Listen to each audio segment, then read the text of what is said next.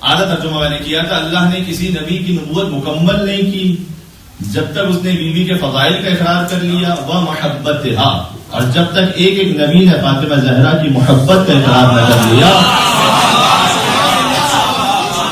اللہ نے اس وقت تک، یہ باب الحوائج مولانا مفتی قاسم فرما رہے ہیں، میں کوئی شاعری نہیں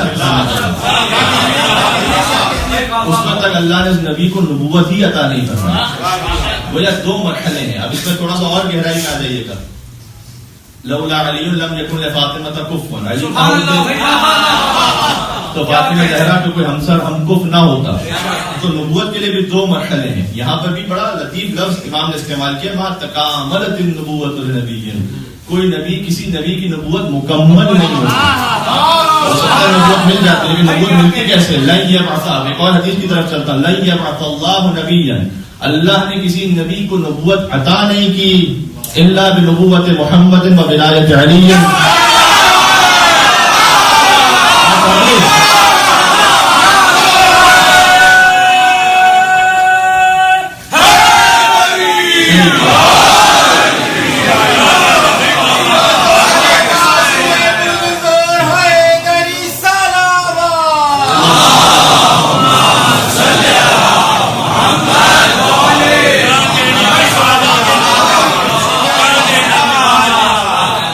نبی کی بعثت کے لیے ضروری ہے کہ وہ نبوت محمد پر ایمان رکھے اور ولایت علی پر ایمان رکھے. نبوت کی تکمیل کے لیے ضروری ہے کہ وہ شہزادی کونین کے فضائل اور محبت کا اقرار کرے. بس یہی معاملہ ایمان کے ساتھ بھی ہے.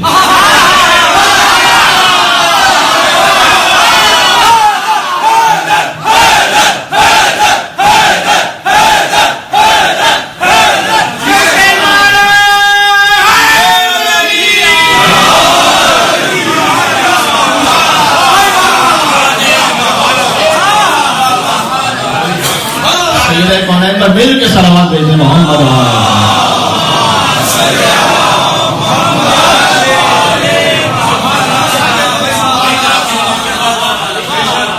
تو ایک ہے اعطاء نبوت کی منزل، بعثت انبیاء کی منزل، لن یبعث اللہ نبیا، اللہ نے کسی نبی کو مبعوث نہیں کیا الا بنبوت محمد و ولایت علی. دوسری منزل ہے نبوت کی تکمیل کی، ما تکاملت النبوۃ لنبی حتی قر بفضلها ومحبتها، اللہ نے نبی کی نبوت مکمل نہیں کی جب تک اس نے بیوی کی محبت اور فضائل کا اقرار نہ کر لیا. اور یہی سے بات سمجھ میں آتی ہے ایک اور حدیث سے، اگر آپ ساتھ چل سکیں انشاءاللہ، کہ بات وہی کر رہا ہوں میں آپ کے سامنے کہ بظاہر کسی نبی کی فہرست میں نہیں، بظاہر کسی امام کی فہرست میں نہیں، لیکن ان کے بغیر کسی نبی کی نبوت مکمل نہیں ہوتی. ان کی محبت کے اقرار کے بغیر کسی نبی کی نبوت تکمیل تک نہیں پہنچتی. لہذا امام علیہ السلام سے جب کسی نے اس بارے میں سوال کیا، اب میں مفہوم عرض کر رہا ہوں کہ امام سے جب کسی نے پوچھا کہ آپ کی جدہ ماجدہ کے فضائل کیا ہیں، تو امام نے تشبیہ دی، یعنی انہوں نے سوال کیا کہ وہ امام نہیں ہے، وہ نبی نہیں ہے. امام نے تشبیہ دی کہ دیکھو نماز پڑھی ہے، دیکھا والا جی نماز پڑھی ہے، کیا سورہ فاتحہ، فاتحۃ الکتاب جس کو کہتے ہیں، سورہ الحمد، لا صلاۃ الا بفاتحۃ الکتاب، کوئی نماز مکمل نہیں ہوتی جب تک سورہ الحمد نماز میں نہ پڑھ لی جائے. اس کے بعد امام صاحب نے کیا بیان فرمایا، کہا دیکھو ہو سکتا ہے کہ یہ بات جب آپ کے لیے اس زاویے سے نئی بات ہو، لیکن اصل میں جو پہلا سپارہ ہے قرآن کا وہ شروع ہوتا ہے الف لام میم سورہ بقرہ سے. فاتحۃ الکتاب وہ ہے کہ جس سے کتاب کا افتتاح ہے، یعنی سورہ فاتحہ کسی سپارے میں نہیں ہے لیکن اس کے بغیر کسی سپارے کا آغاز بھی نہیں ہے. ہماری جدہ آئمہ میں نہیں ہے لیکن ان کے بغیر امامت کا آغاز بھی نہیں ہے.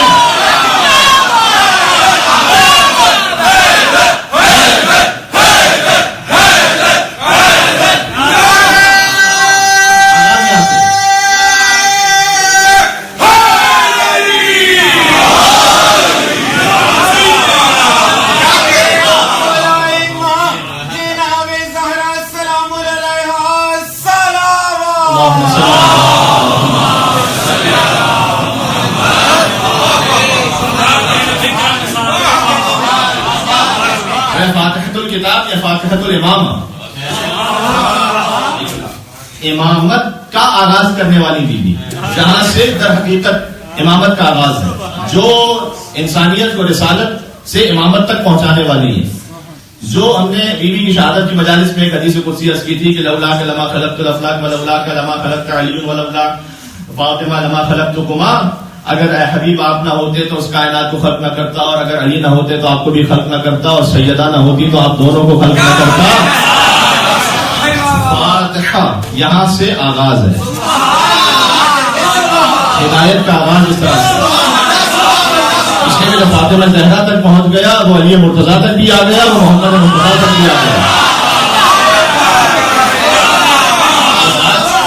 بیوی کی جو ذات ہے وہ اس طرح سے مرکزی حیثیت رکھتی ہے، لہٰذا اللہ نے دنیا میں تشریف آوری میں بھی، اب میں پڑھتا جا رہا ہوں، آپ انشاءاللہ ساتھ دیتے جائیے گا، میں کہتا جاؤں گا۔ اسی لیے اللہ سبحانہ و تعالیٰ نے خاص اہتمام برتا ہے، اور کاش میں کسی اور تقریر میں جہاں اور زیادہ تھوڑا سا وقت ہوگا تو اس کی اور ڈیٹیل میں آپ کے سامنے وضاحت کر سکوں گا کہ اللہ سبحانہ و تعالیٰ نے آئمہ علیہ السلام کے لیے جو اہتمام رکھا ہے کہ اشہد انک کنت نورا فی الاصلاب الشامخہ والارحام المطہرہ، آپ کا نور اسلاب شامخہ سے ارحام مطہرہ میں منتقل ہوتا رہا۔ اور یقین فرمائے گا یہ ایک ہی وہ بلڈ لائن ہے۔ یہ جو ہم سے اعتراض و سوال کیا جاتا ہے کہ شیعہ حضرات نے یہ کر لیا کہ جیسے عرب میں قبائلی اور جاہلیت کے جو دور میں ہوتا تھا کہ ایک خاص قبیلے کو بڑی امپورٹنس دیتے تھے، شیعوں نے بھی یہی کہا کہ وہ ایک خاص خاندان کو بہت اہمیت دیتے ہیں۔ معاملہ یہاں خاص خاندان کا نہیں ہے، حضرت آدم سے شروع کیجئے خاتم تک، خاتم سے مہدی تک ایک ہی نسل ہے۔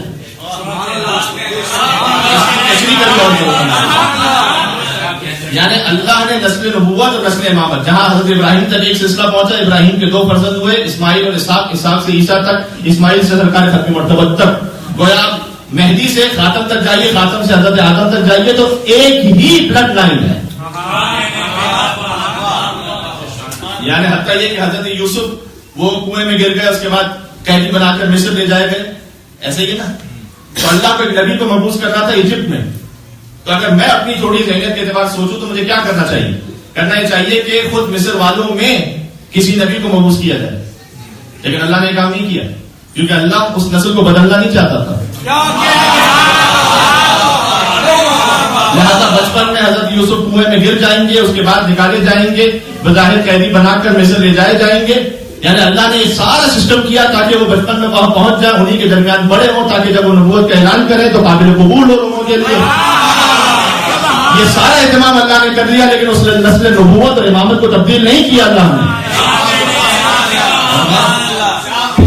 یہ اتنا خاص اہتمام ہے، اور اسی لیے میں آپ سے گزارش کروں گا کہ جو سادات تشریف فرما جو اسی جنریشن سے آتے ہیں، آپ سوچ لیجیے گا کیا ذمہ داری ہے، یہ معمولی بات نہیں ہے کہ اللہ نے جہاں حضرت آدم سے لے کر جو سلسلہ آخر تک رکھا ہے اور اسی سلسلے سے آپ موجود ہیں، تو پھر عمل کے اعتبار سے کتنی بڑی اہم ذمہ داری بن جاتی ہے کہ جو اس نسل کا وارث ہے اسے کتنا محتاط ہونا چاہیے اپنے عمل میں کہ کونوا لنا زینا ولا تکونوا علینا شہیدا، کہ ہمارے لیے باعث زینت بننا، باعث شرم و حیا نہ بننا۔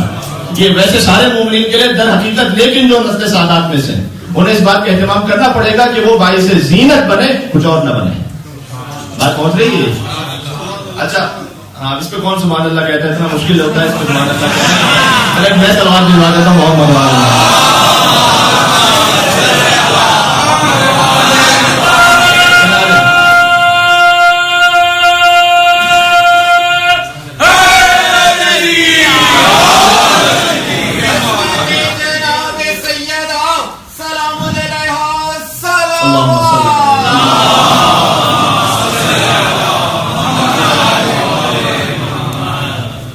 یہ ساری تمہید تھی ایک جملے کے لیے، وہ ایک جملہ یہ ہے کہ اللہ نے اس پوری نسل کا اہتمام کیا اسلاب شامخہ سے ارحام مطہرہ تک، لیکن سیدہ کونین کے لیے اس سے بڑھ کر اہتمام کیا۔ سیدہ کونین کے نور کو اللہ نے اپنے پاس عجیب پر رکھا۔ کبھی ڈیٹیل میں شجرہ سناؤں گا ائمہ علیہ السلام کا، لیکن اگر مختصر سننا چاہیں تو یہ ہے کہ علی ابن ابی طالب، ابن عبد المطلب، اور اوپر چلے جائیے ابن اسماعیل، ابن ابراہیم، ابن نوح، ابن شیث، ابن آدم علیہ السلام۔ مختصر یہ ہے، ورنہ اس کی پوری تفصیل یاد بھی ہے مجھے، سنا بھی سکتا ہوں، کبھی کسی اور ان شاء اللہ کبھی مجھے یاد دلائیے گا تو میں حضرت حجت سے لے کر آدم علیہ السلام تک پورا شجرہ ایک ساتھ سناؤں گا۔ اچھا یہ جو ہے پورا سلسلہ، اور اس کے لیے حوالے میرے پاس توریت سے بھی ہیں، تاریخ ابن خلدون سے بھی ہیں، اور دوسری کتابوں سے بھی ہیں، لیکن یہ تو علی کے لیے اہتمام ہو گیا، سیدہ کونین کا نظر میں کہا کیا ہے۔ فاطمہ بنت محمد بلا فصل از نور خدا.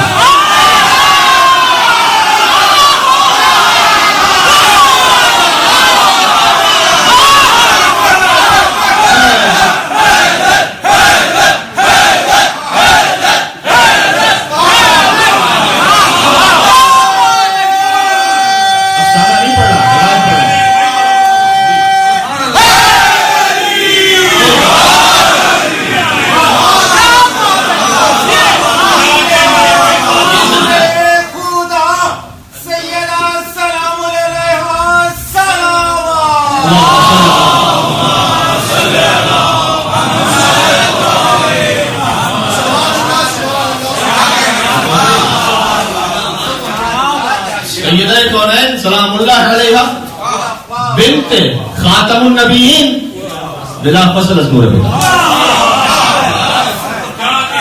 اس نے حضور کو بلایا عرش پر، سیب عطا فرمایا. ابھی اہل سنت کی ایک روایت پڑھتا ہوں جس سے سمجھ میں آئے گا کہ سیب کی اور کیا کیا تاثیر ہے.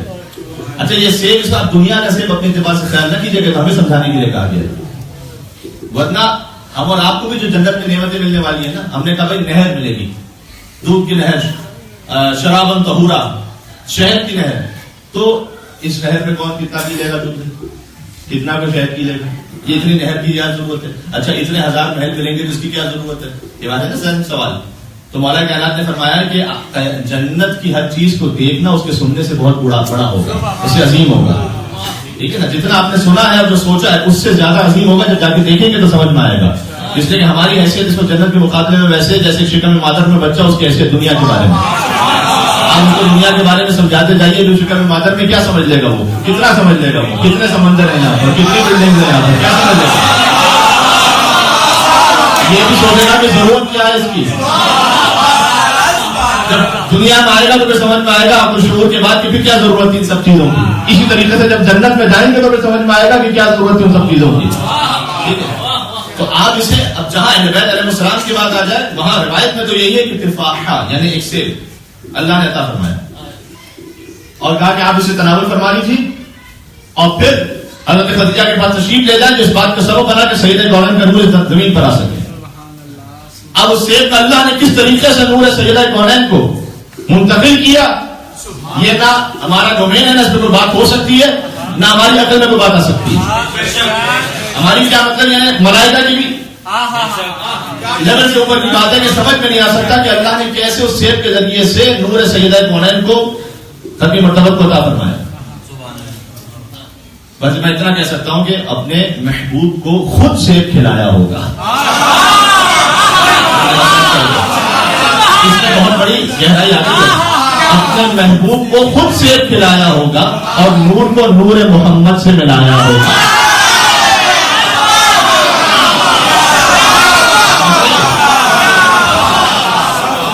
نور کو نور محمد سے ملایا ہوگا اور تیری تخلیق سے پہلے ہی خدا تعالیٰ نے، نہیں اس سے پہلے ایک اور، حسن کونین کو شاہکار سراپا دے کر نور کو نور محمد سے اپنے محبوب کو خود سیب کھلایا ہوگا، نور کو نور محمد سے ملایا ہوگا اور اس نے کونین کو شاہکار سراپا دے کر تب کہیں فاطمہ زہرا کو بنایا ہوگا.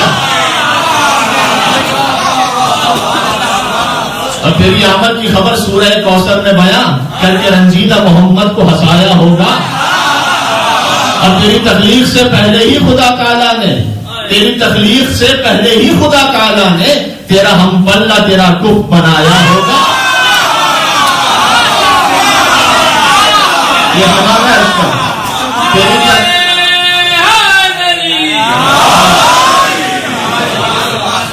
تیری تخلیق سے پہلے ہی خدا تعالیٰ نے تیرا ہم پلہ تیرا کف بنایا ہوگا اور تیرے قابل اسے ہر طور زمانہ سمجھے. سیدہ کونین کا نور وہاں عطا کیا، اب قابل کیسے ہو؟ کہ تیرے قابل اسے ہر طور زمانہ سمجھے، اس کی آمد کے لیے کعبہ سجایا ہوگا.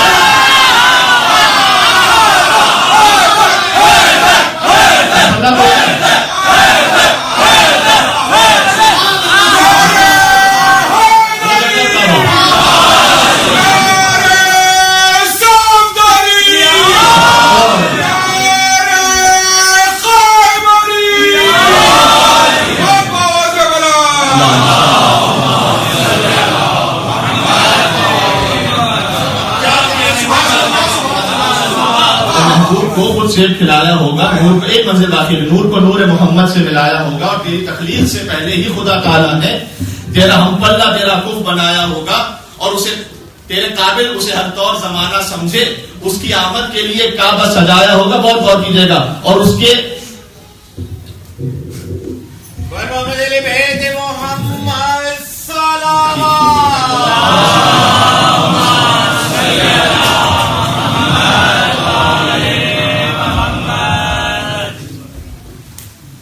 چلے جو آج جتنا ہو گیا وہ اتنا ہو گیا، پھر کبھی اور صحیح مل کے صلوات بھیجے محمد.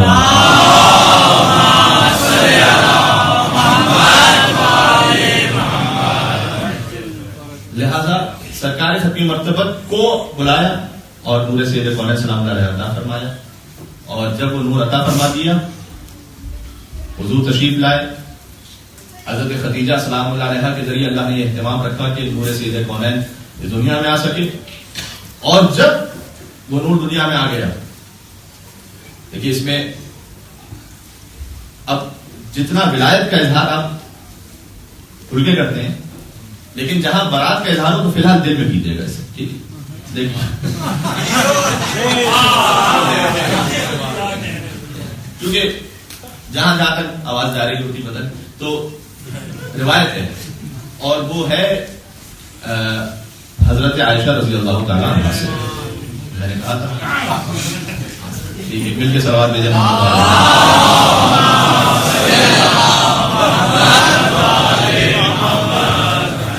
ٹھیک. اچھا، احمد بن سنان دمشقی، یہ گدالہ مولانا مسند سے نہیں ہے، وہ یہ لکھتے ہیں، ان کی ایک مشہور کتاب ہے الاخبار الدول والآثار الاول فی التاریخ، ان کی کتاب ہے. اس میں انہوں نے لکھا ان کے بیان سے یہ لکھا کہ کننا نخیط وننزل وننظم الابر باللیل فی ضوء وجه فاطمہ. لکھا یہ کہ ہم رات کے وقت، یہ فرمانی کہ ہم رات کے وقت کپڑے سی لیا کرتے تھے. ٹھیک ہے. اچھا، یہ آج کے زمانے کو تصور نہ کیجیے گا کہ جہاں الیکٹریسٹی کا یوں اہتمام ہے کہ اب دن اور رات کو خاص زیادہ فرق کی بچہ واقعی. ٹھیک ہے. لیکن جہاں بالکل اٹر ڈارکنیس ہے، اندھیرا ہے، کوئی تصور نہیں ہے الیکٹریسٹی کا، اس میں تصور فرمائیے گا کہ ان کی روایت سے اس بات کو مروی کیا گیا ہے کہ ہم رات میں کپڑے سی لیتے تھے، وننزل، اور سوئی کے ذریعے سے کپڑوں کو جوڑ لیا کرتے تھے، وَنُنَظِّمُ الْإِبْرَ بِاللَّيْلِ، اور رات میں بلکہ اگر ہمیں سوئی میں ایک دھاگا بھی ڈالنا ہوتا تو ہم وہ کر لیتے تھے کام. کیوں؟ فِي ضوء وجه فاطمہ،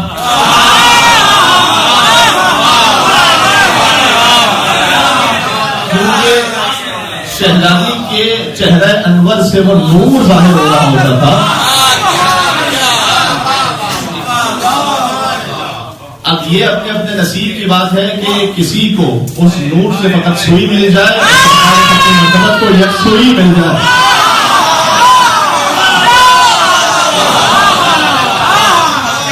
علی کی اپنی اپنی حیثیت ہے، کوئی سوئی تک ہے، کوئی یک سوئی تک ہے. فرمایا کہ ہم رات کو کپڑے سی لیا کرتے تھے، اور بلکہ اتنی زیادہ روشنی ہوتی تھی کہ ہم سوئی میں اس دھاگے کو بھی ڈال دیتے تھے. کیوں؟ اس لیے کہ فاطمہ زہرا سلام اللہ علیہا کے چہرے سے نور برآمد ہو رہا ہوتا تھا. اب سنیے گا، اذا اقبلت فاطمہ، اور جب بیوی تشریف لاتی تھی، کانت مشیتها مشیت رسول اللہ، تو وہ ایسے چل رہی ہوتی تھی کہ ایسا لگتا تھا جیسے سرکار ختم مرتبہ تشریف لا رہی ہے. میں کہنا یہ چاہ رہا ہوں کہ سیدہ، جہاں سے بات کا آغاز ہوا تھا کہ سیدہ بظاہر اس نبوت کی فہرست میں نہیں ہے نا جملہ ذہن میں، لیکن اس قابل ضرور ہے کہ نبی بن جائے. علی اس قابل ضرور ہے کہ نبی بن جائے. حسن و حسین اس قابل ضرور ہیں کہ عہد نبوت کو تحمل کر سکیں. لیکن اب نبوت کا فنکشن ختم ہو گیا ہے، نبوت کی ضرورت ختم ہو گئی ہے. اس لیے کہ نبی کہتے ہیں خبر پہنچانے والے کو، اور آسمانوں میں علی ولی اللہ کے بعد کوئی بڑی خبر باقی ہی نہیں بچی ہے.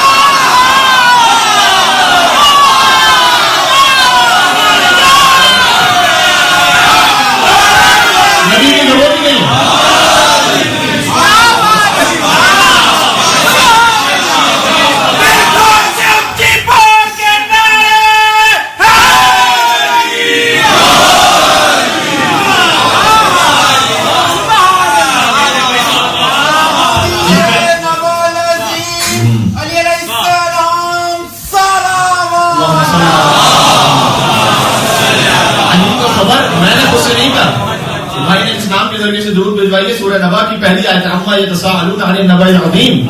اے رسول یہ آپ سے سوال کرتے ہیں ایک بہت بڑی خبر کے بارے میں. وہ خبر بظاہر قیامت ہے لیکن اصل میں قیامت کے مالک کے بارے میں ہے. کہ جو سوال کیا جاتا ہے ولایت علی بن ابی طالب کے بارے میں. تو آسمانوں پر جو علی ولی اللہ کی سب سے بڑی خبر تھی وہ حضور لے آئے. اور یہ خبر اتنی بڑی ہے کہ جو لے آیا وہ سید الملائکہ ہو گیا, جس نے اعلان کیا وہ سید الانبیاء ہو گیا.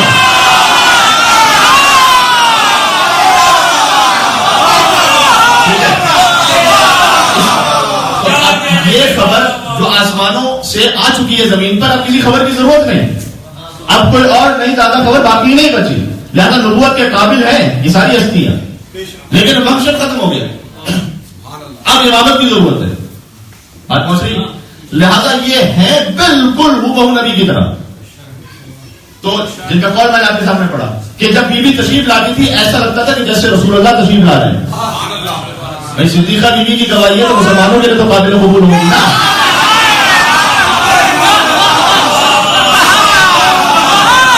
کسی اور کے لیے قابل قبول ہو یا نہ ہو, لیکن سارے مسلمانوں کے لیے قابل قبول ہوگی. اس لیے تو ان کی گواہی کو پیش کر رہا ہوں کہ جب بی بی آتی تھی یعنی تیرا کون ہے تو ایسا لگتا تھا کہ جیسے رسول اللہ تشریف لا رہے ہوں. ایک جملہ فرمایا صلی اللہ علیہ وسلم ہے کتاب میں, لیکن مجھے تو اجازت ہے ترجمے میں صلی اللہ علیہ وآلہ وسلم کہہ دوں. وَكَانَتْ لَا تَحِيزُ قَطُّ. اور بیوی کی زندگی میں کبھی وہ ایام تھے ہی نہیں کہ جو آپ خواتین کی زندگی میں ہوتے ہیں. وہ گواہی دے لِأَنَّهَا خُلِقَتْ مِنْ تِفَاحَةِ الْجَنَّةِ. میں ادھر ادھر ڈائیورٹ نہیں ہوا.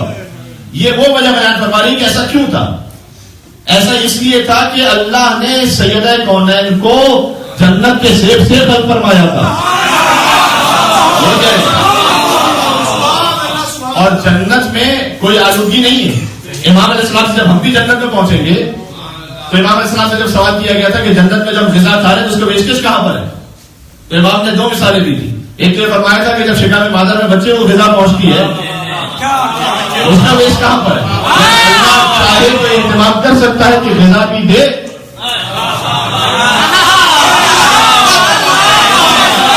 اور کوئی پانی شہر نہ ہو.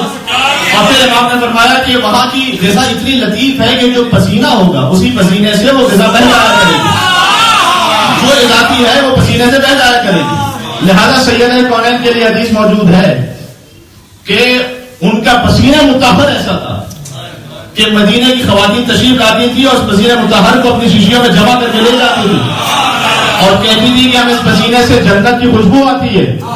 کیونکہ سیدہ کونین کو رسول اللہ ایسے استشمام فرماتے تھے کہ حضور کہتے تھے کہ مجھے سیدہ کونین سے جنت کی خوشبو آتی ہے. تو یہ بیوی یہ کہہ رہی ہے کہ چونکہ جنت کا سیب تھا لہذا جنت کے سیب کی وجہ سے وہ تمام باتیں جو عام خواتین میں ہوتی ہیں سیدہ کونین کو اللہ نے اس سے محفوظ رکھا تھا. آخری جملہ کہہ رہا ہوں بلکہ ایسے جملہ پہنچ جائے بس میں شاید اسی پہ بات ختم کر دوں. اگر جملہ پہنچ گیا تو صحیح طرح وَلَقَدْ وَضَعَتِ الْحَسَنُ وَالْحُسَيْنُ بَعْدَ صَلَاةِ الْعَصْرِ وَصَلَّتِ الْمَغْرِبِ.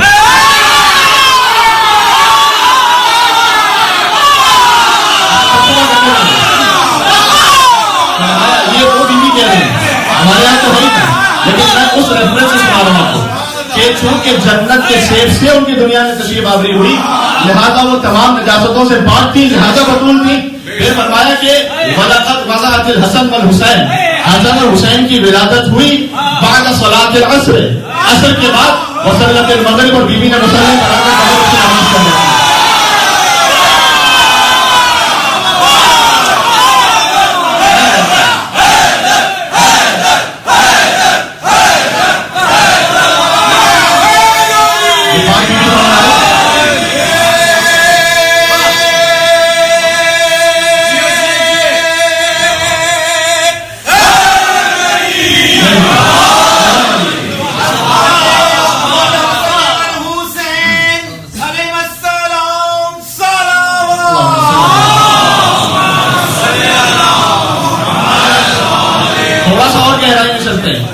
کے بعد تشریف لائے, نماز مغرب بیوی نے ادا کی ہے. یہ بیوی بیان فرما رہی ہے نماز مغرب سیدہ کونین نے ادا کی ہے. حسین تو 3 شعبان کو تشریف لائے, حسن تک تشریف لائے. رمضان کا مہینہ تھا نا, روزے بھی واجب تھے نا.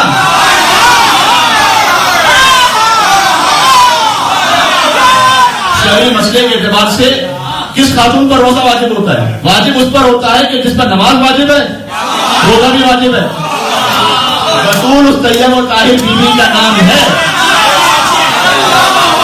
جن کے بچوں کی ولادت کے دوران نہ ان سے روزہ چھوٹا تھا نہ ان سے مسلمان چھوٹا تھا۔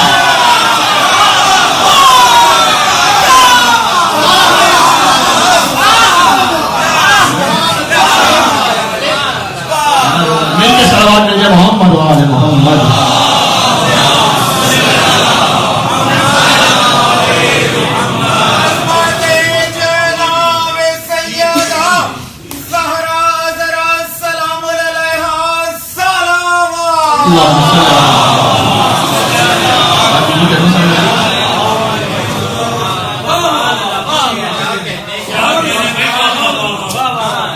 بیوی کی آواز کی بات ہو رہی ہے۔ اللہ سبحانہ وتعالیٰ نے وہ شان وہ مقام عطا کیا، اور بس میں چونکہ بہرحال نیاز بھی ہے، اس کے بعد کل ورکنگ ڈے بھی ہے، اور آپ حضرات جتنا جشن میں پہنچانا چاہتا تھا کم از کم میری اپنی حیثیت کے ساتھ کے مطابق وہ پہنچ گیا۔ اگرچہ کچھ باتیں اور بھی تھی لیکن انشاءاللہ آتی رہیں گی آپ ہی کے درمیان کہ سیدہ کونین جس طیب و طاہر بھی، اور جو فضائل کے آخر میں بعض مومنین کی آنکھیں وضو بھی کرنے لگی، اور جس بیوی کی مجلس ہے اور جس بیوی کے فضائل کا جشن ہے اس میں حق بھی یہی ہے کہ اگر آنکھیں وضو کر لیں معرفت میں تو معرفت میں اور اضافہ ہو جائے گا۔ ٹھیک ہے، اس لیے میں نے آپ سے متعدد مرتبہ عرض کیا ہے کہ جب حضور کے پاس مسجد میں کوئی مانگنے کے لیے ہوتا تھا تو کئی مرتبہ حضور کہتے تھے میرے پاس دینے کو نہیں ہے اس وقت، تو پھر وہ یہ کہتا تھا کہ کیا میں آپ کے در سے خالی چلا جاؤں؟ تو حضور کہتے تھے کہ نہیں، میں تجھے اس در کی نشاندہی کرتا ہوں جہاں سے تجھے نصیب ہو جائے گا۔ ٹھیک ہے، سیدہ کونین کے گھر سے تو روٹیاں ملی ہیں نا۔ اب اس کے لیے بھی علماء کرام نے، علماء اہل سنت نے مختلف کتابوں میں لکھا ہوا ہے کہ مثلا وہ فرشتے آئے تھے روٹیاں لینے کے لیے، پہلے دن مسکین اور یتیم و اسیر بن کر ایک ایک دن جو آتے رہے، وہ در حقیقت ملائکہ تھے۔ لہذا خواجہ فرید الدین اطاری نشاپوری جو اہل سنت صوفیوں میں اور بزرگ اور وفا میں بہت بڑا مقام ہے، بہت بڑا مقام ہے، یعنی حتیٰ علامہ اقبال کا بھی ایک مقام ہے تو اس سے بھی بہت اوپر انہیں سمجھا جاتا ہے۔ انہوں نے لکھا ہے کہ گزشتے از این جہان وصف سے نادش، گزشتے از آن جہان وصف سے نانش، یعنی کیا فرمایا کہ یہ گھر وہ ہے کہ گزشتے از این جہان وصف سے نانش، سنان کہتے ہیں نیزے کو، تلوار مراد یہاں پر، اور سنان کو ہی اگر بریک کرتے ہیں تو سیہ نان، سیہ یعنی تین، فارسی میں شعر ہے، اور نان روٹیاں۔ گزشتے از این جہان وصف سے نانش، علی کی ذوالفقار کو سمجھنا اس جہان کے بس سے باہر ہے۔ گزشتے از آن جہان وصف سے نانش، اور فاطمہ کی تین روٹیوں کو سمجھنا اس جہان کے بس سے بھی باہر ہے۔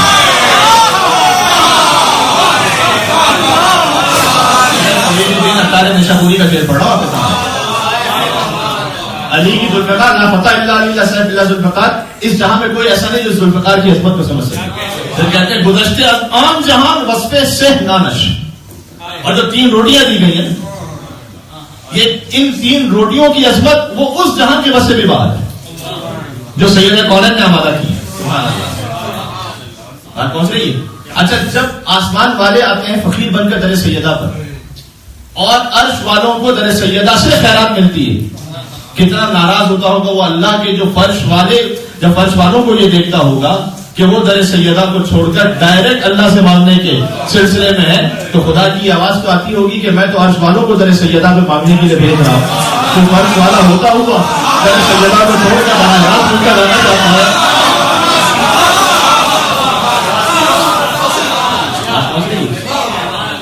تو بے شمار ایسے واقعات بیوی کی عظمتیں ہیں کہ یہ تو ایک تین روٹیوں والا واقعہ ہے۔ اچھا، اسی خاطر ہے کہ لا یقاس بنا احد، فرمایا کہ ہم سے کسی کو قیاس نہیں کیا کرو، یعنی تین روٹیاں کیا 3000 روٹیاں دے دیجیے، اس شان کی ہے ہی نہیں۔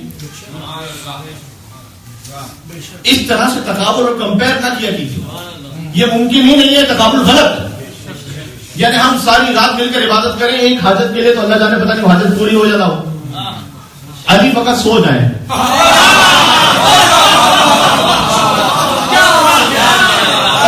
اور ہمیں نہیں ملتا تاریخ میں کہ اس رات میں علی نے نماز شب پڑھی ہو، نہیں ملتا ہمیں تاریخ میں، سوتے رہے تھے، نماز شب بھی بظاہر نہیں پڑھی۔ وہ علی کا 16 نماز شب پڑھنے سے افضل ہے اس کا. ٹھیک ہے. اور اللہ تعالیٰ کہتے ہیں من الناس من یشری نفسہ ابتغاء مرضات اللہ واللہ رؤوف بالعباد. انسانوں میں ایک ایسا ہے کہ جب سو جاتا ہے تو اپنے نفس کو پیش کر مرضی پروردگار کو خرید لیتا ہے. آپ روٹیاں دے دیجیے کچھ نہیں نازل ہونے والا, لیکن جب یہ 3 روٹیاں دے دے تو سورہ دہر قصیدہ بن کر نازل ہوگا. اور کوئی کتنی انگوٹھیاں دیتا ہے کوئی نازل نہیں ہونے والا, لیکن جب علی دے دیں تو پھر آئے ولایت نازل ہو جائے. اس لیے سیدہ کونین کے پاس حضور خود بھیجتے تھے, اور حضور خود بھیج کے کہتے تھے کہ جاؤ اس وقت. اچھا حضور چاہتے تو زمین و آسمان میں سے کیا کچھ اس فقیر کو عطا نہیں کر سکتے, لیکن یہ اصحاب کے سامنے تعارف کروانا تھا اس گھر کا. خود کیا نہیں دے سکتے تھے, تعارف کروانا تھا کہ اب میں تمہیں ایک ایسے گھر کی نشاندہی کر رہا ہوں کہ یہاں سے جاؤ گے تو تمہیں نصیب ہو جائے. اور اس میں متعدد واقعات ہیں اور عجیب و غریب برکتوں کے واقعات ہیں. اور میں بہت ہی چھوٹا 2-3 جملوں کا ایک مرتبہ پیش کر کے بات ختم کر رہا ہوں تاکہ ہم بھی اپنی حاجات کو اسی انداز سے پیش کر سکیں اسی جذبے کے ساتھ. کہ مثال کے طور پر ایک سائل آیا اور اس نے بیوی سے پھر طلب کیا, تو بیوی نے پہلے حسن اور حسین کے لیے جو بستر بچھا دی وہ بستر دے دیا. اس نے کہا کہ بستر لے جا, اس سے بیچ کر اپنی حاجات کو پورا کر.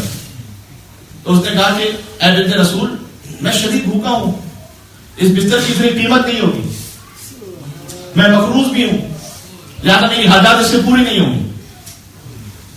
تو سیدہ کونین نے وہ خاص گلوبند کہ جو علی مرتضیٰ نے عطا کیا تھا اس فقیر کو عطا کیا. اچھا یہ گلوبند وہ بیوی نہیں دے رہی ہے کہ مثال کے طور پر جس کے گھر میں دنیاوی دولت کے انبار ہوتے ہیں. میں آپ سے ایک حدیث اور سناتا ہوں جس سے وہ مستورات, وہ میری مائیں بہنیں جو گھر کے کاموں پر انجام دیتی ہیں. یہاں کی جو سوسائٹی ہے نا, یہاں کی سوسائٹی میں فیل کبھی کبھار ایسا ہوتا ہے کہ خاتون جو ہاؤس وائف ہے گھر میں خدمت کر رہی ہے, ایسا لگتا ہے جیسے یہ تو کچھ بھی نہیں کر رہے, یہ تو اپنا وقت نعوذ باللہ ضائع کر رہے ہیں, ان کا تو کوئی کام ہی نہیں. اصل تو پروفیشنل وہ ہے کہ جو ایک خاتون کہ جو جاتی ہیں آفس میں جا کے کام کر رہی ہیں, مثال کے طور پر کوئی باقاعدہ جاب کر رہی ہے. دیکھیں ہر ایک کی چوائس اپنے اپنے مقام پر, اس سے تو میں کچھ نہیں کہہ سکتا, چوائس تو اپنے مقام پر ہے. میں یہ بھی نہیں کہہ رہا کہ کوئی شرم حرام ہے, میں یہ بھی نہیں کہہ رہا, شرائط کے ساتھ جائز بھی ہے. لیکن اصل معیار کیا ہے ہمارے پاس؟ اصل معیار مغرب کی تہذیب ہے یا اصل معیار سنت فاطمہ زہرا؟ یہ آپ سے اور میں آپ کے سامنے جو حدیث عرض کر رہا تھا. اچھا بہار عنوان علامہ جس نے لکھا اور بھی بزرگان نے لکھا ہے کہ حضور نے بیوی کو دیکھا کہ اس حالت میں تشریف لائی کہ کساء من اجلۃ الابل, ایک چادر ہے, وہ کساء والی چادر نہیں کیونکہ بیوی کے پاس مختلف چادریں رہی ہیں. ایک چادر ہے کہ جو اونٹ کی کھال سے بنی ہوئی چادر ہے جو اس وقت میسر تھی بیوی کے پاس, یعنی بڑی درست. وہ بیوی نے اپنے اوپر ڈالی ہوئی حجاب کی خاطر, وہی تطحن بیدہا, اور اپنے بالکل بائیں نہیں ترجمہ کر رہا, اپنے ہاتھوں سے آٹا گوندھ رہی. وترضع ولدہا, اور ولد لکھا ہے یعنی اپنے کسی بچے کو, ان کی شیرخواری بھی ہو رہی ہے اور ان کو ساتھ جیسے ایک ماں اپنے بچے کو رکھتی ہے ویسے ساتھ ہو رہا ہے سلسلہ. رسول اللہ نے دیکھا فدمعت عینا رسول اللہ, رسول اللہ کی آنکھوں سے آنسو جاری ہوئے.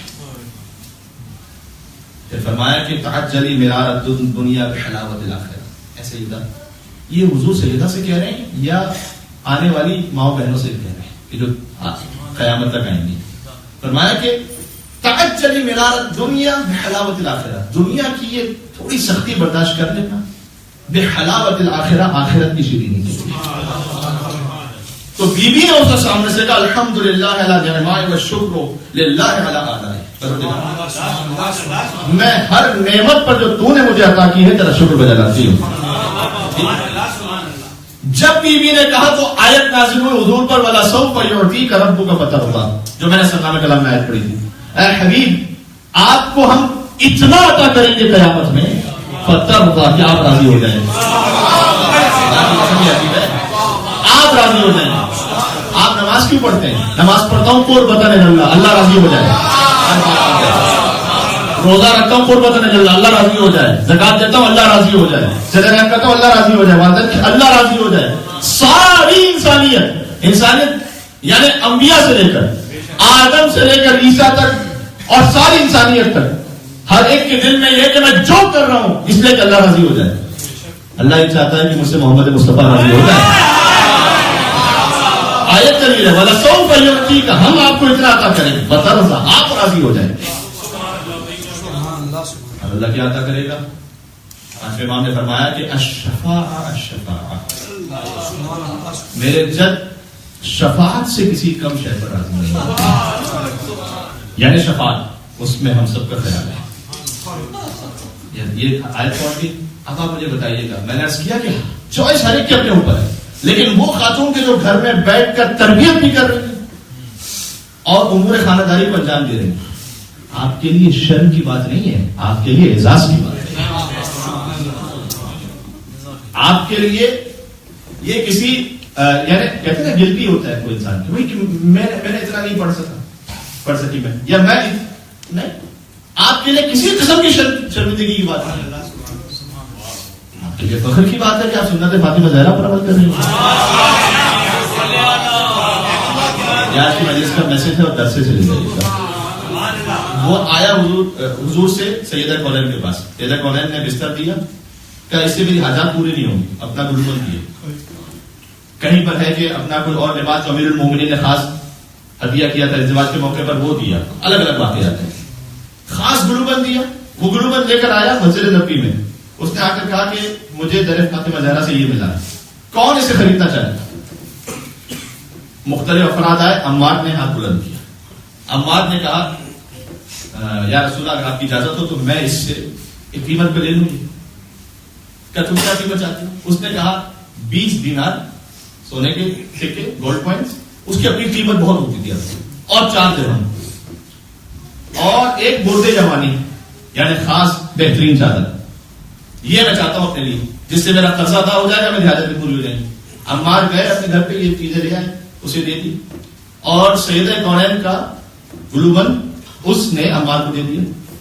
رسول اللہ نے ایک جملہ کہا کہ عمار اگر اس معاملے میں تیرے ساتھ زمین و آسمان کی ہر مخلوق ہوتی نا تو اللہ ہر مخلوق کو قیامت میں نجات عطا فرما دیتا. یہ جو تو نے اتنا قیمتی معاملہ کیا ہے, اولین اور آخرین کا جو ہوتا, یہ سیدہ کی عظمت نہیں ہے, تو سیدہ کی گلوبند کی عظمت ہے. کہ اولین اور آخرین میں سے ہستیوں کے آپ ماننے والے ذرا صبر تو کرنا پڑے گا کہ سب کو اللہ نجات دیتا ہے اگر تیرے ساتھ معاملے میں اولین اور آخرین سب شریک ہوتے ہیں. عمار اپنے گھر میں گئے, اس گلوبند کو خوشبو سے معطر کیا اور پھر تشریف لائے ذرا سیدہ پر. کبھی بھی یہ ہدیہ ہے جو میں آپ کی خدمت میں دینا چاہتا ہوں. بیوی نے اس ہدیے کو قبول فرمایا باذن رسول.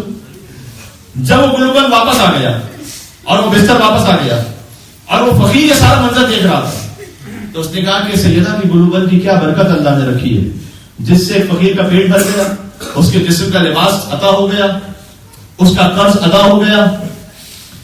عمار نے ایک غلام بھی ساتھ رکھا تھا کہ بی بی یہ گلوبند کے ساتھ میں غلام آپ کو ہدیہ کرنا چاہتا ہوں. بی بی نے گلوبند لیا, غلام آزاد کر دیا.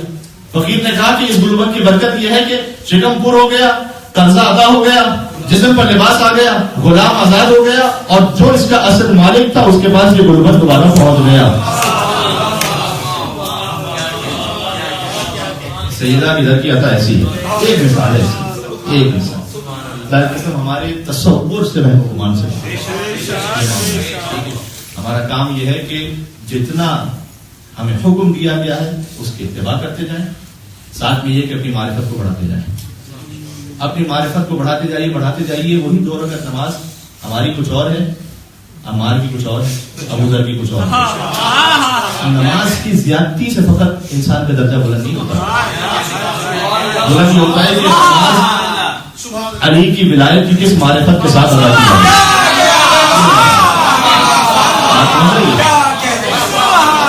اور ان کے پاس فیض کی کمی نہیں ہے. یہ تو دریا کرم ہے کہ جو بہ رہا ہے, یہ تو لینے والے کے اوپر ہے کیا لے کر جائے. ایک نام سیدہ یقین فرمائیے کہ زندگی کو بدل دیتا ہے. بات یہ کہ کون کتنا لے کر جائے. آخری جملہ کیا ہے, اس کے بعد دعائے رسول کا جملہ پڑھوں گا کہ یہ آئے ہی اس لیے ہیں, اتنا بڑا فیض ہے ان کا, اتنا سمندر ہے کرم کا, کہ یہ آئے ہیں کہ درندوں کو انسان بنا سکے. اور انسان کو مسلمان بنا سکیں، مسلمان کو سلمان بنا سکیں، اور سلمان کو اہل بیت میں شامل کریں۔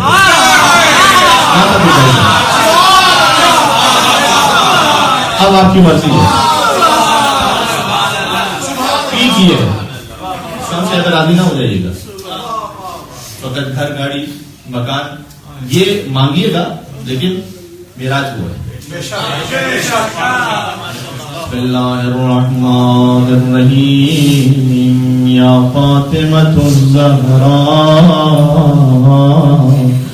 یا بنت محمد یا قرۃ عین الرسول یا سیدتنا مولاتنا انا توجہنا واستشفعنا وتوسلنا بك إلى الله وقدمناك بين يدي حاجاتنا نعم يا وجيهة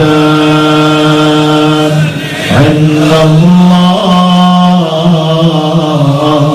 اشفعي لنا ما شاء الله۔ ایک خاتون خاص مریض ہے، ہاسپٹلائز ہے، ان کے لیے بھی سب کے لیے یا وجیہۃ عند اللہ اشفعی۔ آخری مل کے کہتے ہیں اپنے زمانے کے امام کو یہ تدریب سب مل کے یا وجیہۃ عند اللہ